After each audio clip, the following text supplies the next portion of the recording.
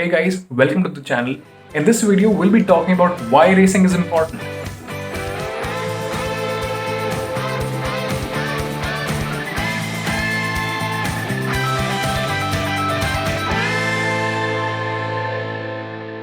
So let's talk about motorsport. So like the name suggests, motorsport usually deals with some form of racing. Now usually people have very polar opinions concerning motorsport. Some people like myself, we absolutely love racing. But to others, racing might not even seem remotely interesting. Now motorsport usually has less viewership as compared to other sports, especially in countries like India where people prefer watching cricket and TikTok. So I'm not forcing you to enjoy motorsport, neither am I trying to sell you any specific racing series. Enjoying racing is a very personal choice.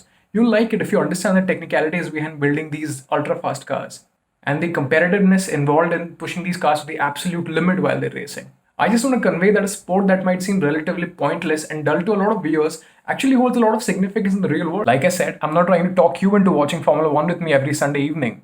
This video is about how motorsport affects your life directly on a regular basis. There are many racing series out there. There's Formula 1, there's Formula 2, there's Formula 3, there's IndyCar, there is endurance racing, there is DTM, there is rally, there's hill climb, there is drag racing, there's NASCAR, and there's Formula E. Now what happens is motorsport drives a lot of innovation. So the technology used in these advanced cars are eventually mass produced and they trickle down to your daily cars. Now it's important to appreciate that the daily technologies you see in our normal car actually came from motorsport. Here's a list of a few technologies that you see on a daily basis that actually originated from motorsport. Number one, rear view mirrors. Now rear view mirrors were originally invented in the 50s so that F1 drivers could look at the rivals who were trying to overtake them. So it was basically a defense mechanism for them and they could place their cars accordingly to prevent overtakes and defend their positions. Now you can't even imagine a car without having a rearview mirror. How would you even back up? I mean, yes, there are cameras, but still a lot of people still rely on rearview mirrors to just see what's going on at the back. So this has become a very standard safety measure in all cars. It's an absolutely mandatory thing. You can't have a car without rearview mirrors. Number two, disc brakes. Now, disc brakes are a more advanced form of a braking system that are used in a lot of cars these days. Most cars that you see on the roads have disc brakes in the front axle. Now, disc brakes are safer and are better engineered as compared to standard drum brakes. Now, disc brakes have better biting force, they can have better stopping power for the car, and they cool faster and they're just more efficient overall. So, disc brakes were originally invented by Porsche for endurance racing and they finally came down to the mainstream market in the 1980s. Now, number three on our list is the all-wheel drive system. Now, all-wheel drive was invented by Audi's rally team back in the 80s. Audi decided to build a system that could propel their car easily on rough and random terrains. So they deployed a system that could power all wheels together at the same time. That helped the car go through different terrains like sand and mud. All-wheel drive is offered as a standard in a lot of SUVs that are designed for off-roading. So the system basically helps you engage more with the terrain. So the same engine, instead of powering two wheels, can actually end up powering all four wheels, which provides more grip and traction to pull your car forward. Now, fourth on our list is dual clutch transmission.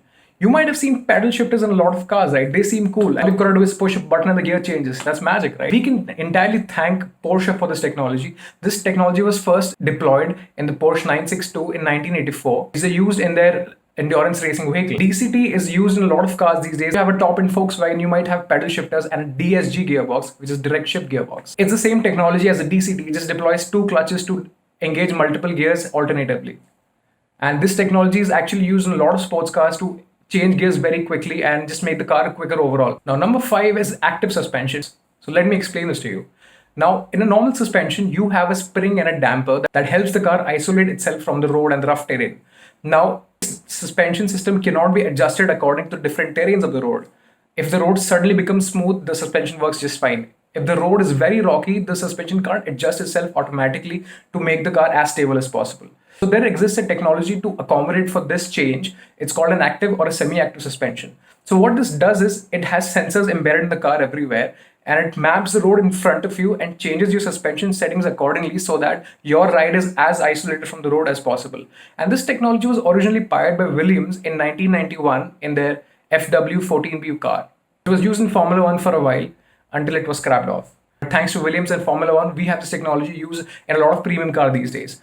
All the top-end Audis such as the Audi A8 and the Mercedes S-Class and the BMW 7 Series have fully active suspension these days. Now, apart from these specific technologies, motorsport has just helped us improve the modern vehicle in general. For example, the research and development that has gone into aerodynamics has helped us improve and develop better aerodynamic devices. such as the spoiler, side skirts, diffusers. These are all very important in going fast for sports cars, and these are also very important in our road cars as well. Having a more aerodynamic car will help you save a lot of fuel because the drag is reduced and vehicle has a more efficient aerodynamic shape. Thanks to Formula One, we have smaller displacement engines that make a lot more power than it did 10 years ago. Thanks to endurance racing, we have engines that are powerful and are reliable, that can undergo a lot of abuse and still work just as fine. Thanks to motorsport, your car has a very safe and strong monocoque chassis. Apart from these general things that have improved in our daily cars, it's very important to note that some specific sports racing series are actually helping towards making better electric cars. Look at Formula E, for example. Since Formula E started a few years back, they have actually improved their electric car technology so much. They have made their powertrain more efficient by 25%. They have literally doubled the battery performance of their cars. They have made more efficient batteries. They have made much more efficient cooling systems for their hardware. So simply put, just as privatization of technology promotes competition, brings down costs, and drives innovation, motorsport provides a platform for automakers to put their engineers to the test and come up with new technologies that eventually trickle down and become cheaper and available to the mass market. So who knows? Thanks to motorsport, cheaper manufacturing, and mass availability, maybe in a few years you'll be driving in an electric Honda City with a carbon fiber chassis and with a battery that charges faster than your smartphone. And that'll be a complete normal thing. I thank you so much for watching this video. If you've made it this far, please hit the subscribe button. Please drop a like. I really appreciate your support. And please do follow me on Instagram. I post regular automotive content there. Till then, I'll see you next time. Have a good day.